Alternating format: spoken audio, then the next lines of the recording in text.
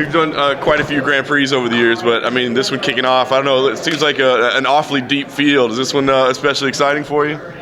I tell you, this is going to be, I think, arguably the greatest lightweight tournament in the history of MMA. I mean, you guys saw the gauntlet of fighters that are going to be in this tournament, and I think there's 2 or 3 dark horses that could upset a lot of these other fighters, and it's going to depend on how they perform under pressure. But I'm really excited about this first night of fights because Shabli and Masayev, they're killers, and Benson, Benson has been around a long time, but he's still got it.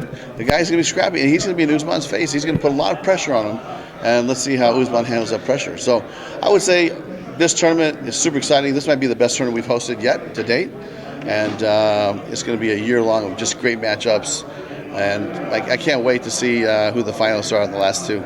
Can you talk about putting the field together, right? Because some of the names in the field, like the casual fan might not be familiar with them, right? So you might be tempted to get somebody that, maybe isn't more of a household name, but these are just actual killers that you're pulling from around the world. So I guess, does that speak to the change of maybe where Bellator is going, that you're bringing this international talent? Yeah, absolutely. And think about it. If you think about like the moves that we've made, we're investing in the AJ McKees and the younger fighters, and we say goodbye to Fedor, and there's gonna be some goodbyes to some other fighters that have been here for a while, and they'll always be part of the family. But this is a business where you need constant talent, and those young guys that we have coming up are the future of this company. I guarantee you, after this tournament's over, everybody's going to know all these guys because they're all really, really good. So, to me, it's a changing of the guard right now. I can feel it, I see it, and it's something that's good for the company. And really looking forward to the matchups. Well, last thing I want to ask about the Grand Prix, I know sometimes you get some flack for saying it, but I mean, a guy that comes out of this and runs the table might have a claim as being the best lightweight on the planet, right? You know what? Honestly, come on, how could you deny that? And the guy is not going through 1, 2, he's going through 3 fights in a 1-year period of the fighters of this quality. He's got to be the best lightweight. And listen, I've talked to Dan Lambert, who's the best 185 in the world right now. Johnny Evelyn, he'll tell you.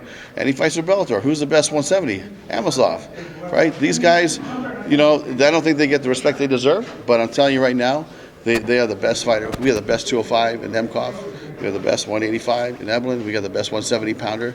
And then to me, the gauntlet is here. We'll see at the end of the year who comes out number 1. And even below that, we have below that to fight anybody at 45. So, listen, this is an amazing roster. It's taken about 5 years to build it, but now we're locked and loaded and ready to go. And I'll just ask one last question overall, because you say that it's best in the world. Do you ever hope there is a day that all organizations will compete against each other, or have you let that go and just realized that's just never going to happen, and we just got to worry about our brand? Well, you know what? I tell you, we wake up and focus on our business, right? But should it happen one day? It definitely should happen one day. And it was not us stopping it, right? And when it does happen, hopefully one day, it'll be big. And it'll be not just us or not just the UFC, but it'll be ONE FC, and it'll be everybody rising, all over the world. Let's put together a World Cup, a true World Cup, not an intramural World Cup, and let's get it on. You talk about how deep the field is in the tournament, but you've got a champ who's 25-1 as a favorite in some places, like 18-1 minimum. It's honestly, it's kind of baffling that it's against somebody the quality of Benson. So, I mean, can you talk about that? And is that more of a reflection of how good Usman is than a slight against Benson by the oddsmaker? Listen, do not underestimate Benson Henderson. This guy is going to bring it. He knows that this is the 4th quarter for him, and he's had a great run for a long time. But one thing about Benson, man, you cannot underestimate his spirit and his will, and he's going to put pressure like I don't think Usman has seen pressure like that before. And I think that when you talk about the betting line, I didn't even know, but I think that's really not a good indication of where the fight is. To me, it's going to be, can Usman handle that pressure, constant pressure? Because I know Usman's going to move. He's going to use his kicks. He's going to move side to side. But Benson's seen it all. He's done it all. There's nothing that Usman can do that he hasn't seen. I guess to put that in comparison, Benson was like a 6-1 underdog against Mamedov, and now Usman's 25-1 favorite. Yeah, I mean, listen, the kid has a lot of talent. He's super talented. Comes from a lineage of, legends, right? Trains at the gym of legends here in town. And he is an amazing fighter to me.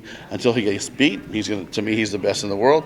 And you saw, you've seen him fight so far, and you could take a sample size, but he's only going to get better and better. And he's, 25, 26 years old?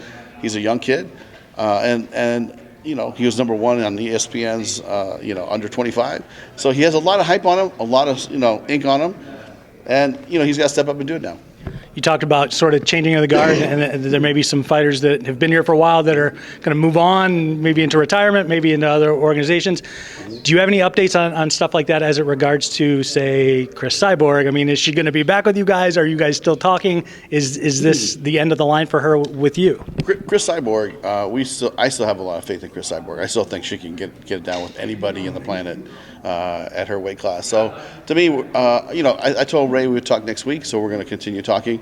And, I'm hopeful that we'll get a deal done because I would love to have her on the roster. If you can't get it done, will you keep 145 around in the women's division, or would you settle into something else and maybe? I mean, listen, that's something we actually talked about internally, right? But I mean, Chris is a big piece of that. We just haven't made that determination yet. I do think we have a lot of talent at 145, and so let those girls fight and let's see how it goes. I mean, Kat fighting Leah is a big matchup at the end of this month in Temecula there. So let's see how that goes, and then we'll take it case by case or month by month. But Chris is she is the pinnacle of that division, right? And I don't mean just here. I mean everywhere. And it's too bad. Like if these fights happen, between the leagues, then you could have Amanda Nunes come fight Chris Cyborg, and you could have, Kayla in the mix, and hopefully that will happen one day. Just got to see the hat. Were you at the Super Bowl this year? Yeah, or last I was. Year? How was it? Yeah, it was. Well, excuse me. It seemed that my 49ers couldn't be there because of the injury. It was a tough pill to swallow, believe me. But it was a great game. That's what I can say. It was a great game. And I was talking to Bert because Bert is a big Philadelphia fan, right? So when he beat the crap out of my Niners, he let me have it a little bit. He was like, I said, hey, just come out to the game. Let's go hang out. He was busy, but the game was. And then I was texting him after the game, going, oh man, sorry about that. He's like, give me about 3 weeks. I'll be all right. But it was a great game. And I mean, speaking of injuries, unfortunately lost a couple on this card. Yeah. But I wanted to ask specifically about Carrie Melendez because she hasn't fought in a while, and just what exactly happened, if you can share, and is she okay? Going to try and get her back in there soon? No, that's something that you should probably just ask her directly because I don't want to talk about her injuries. Right? I did talk to Gilbert yesterday. They will be coming to the fight. Okay. So maybe you could just speak to her, pull her aside. But she does want to come back right away. So I would say in the next 2 or 3 months we'll probably rebook her. Depending on how she's feeling, but she's somebody that's super talented that I feel like we can still get behind. We just need her to stay healthy. Right. That's all. You think you'll do the same fight or somebody else? I'd like to do the same fight. Yeah, let's run it back. All right, cool. Hey, speaking of just kind of the other elements and the World Cup making something real, I've noticed, like, going back to maybe 2019-ish, this isn't a head-to-head weekend with you and the UFC, like different days, but there have been times where you have had events on the same days. And typically, your guys' cards are a lot more stacked and objectively better in terms of the depth. Okay. I'm just wondering, has that been intentional at all in those cases, or is it just how things kind of... I think it's just kind of how things played out. I mean, listen, they've had some great cards too recently, and I've tuned in, I watched, and it's fun. I'm still an MMA fan, and it's fun to watch those cards. But we have our own business, and I don't even know their schedule really. So they're kind of doing their thing, and we're kind of doing our thing. And it just played out this way, where some of our bigger fights haven't had let's say big pay-per-view fights on the same night. So I think it's good for both of us, because then you could either buy pay-per-view or you go watch it on Showtime. People have choices, and you can split the audience. I think that this way is good to get as much audience share as we can.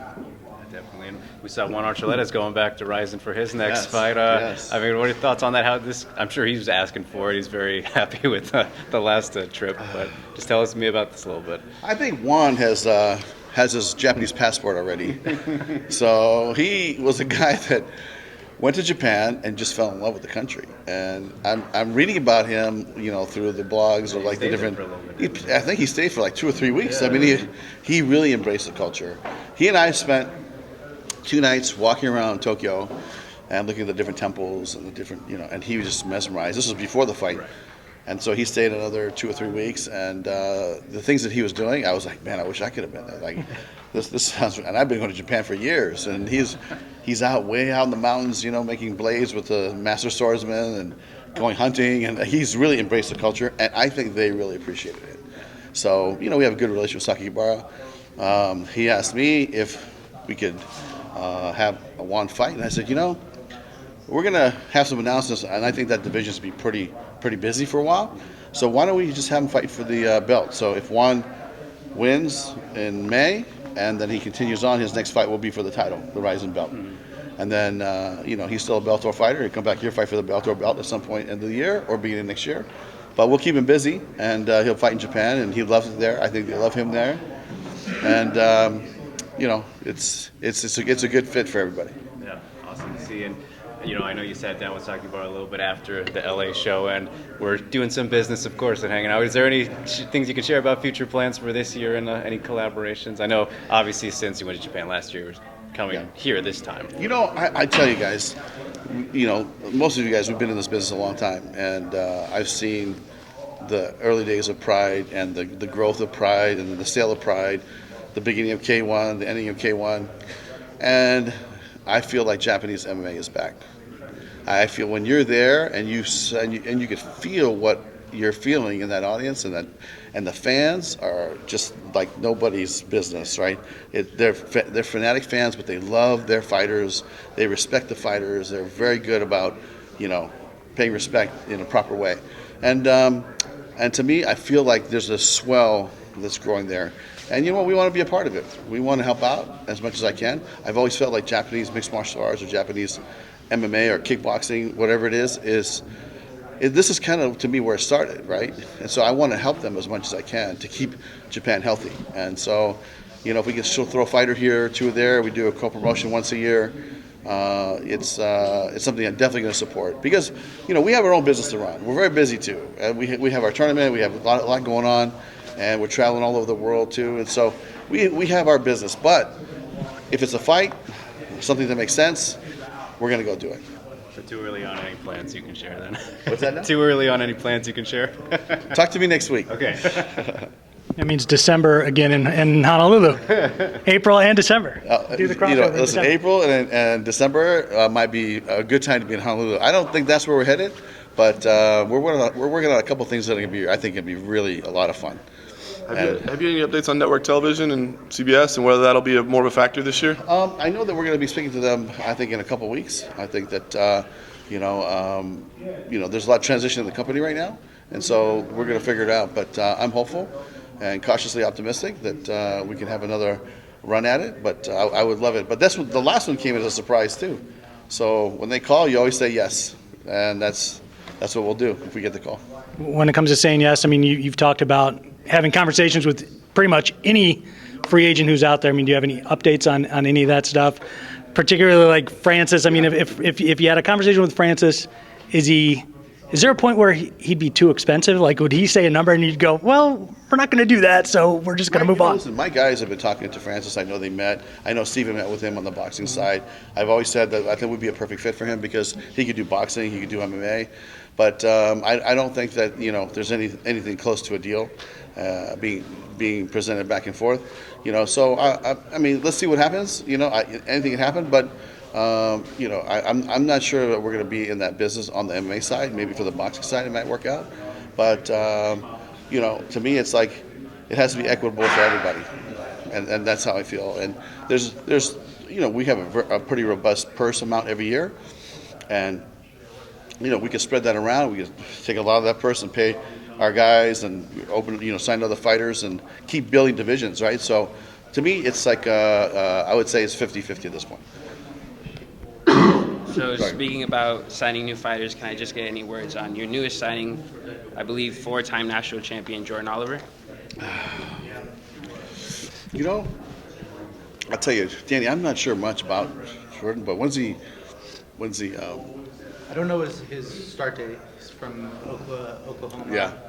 Yeah, we're looking at a couple other wrestlers too from Oklahoma right now. But if you're a top free agent and you come from a great wrestling background, you're a blue chip prospect.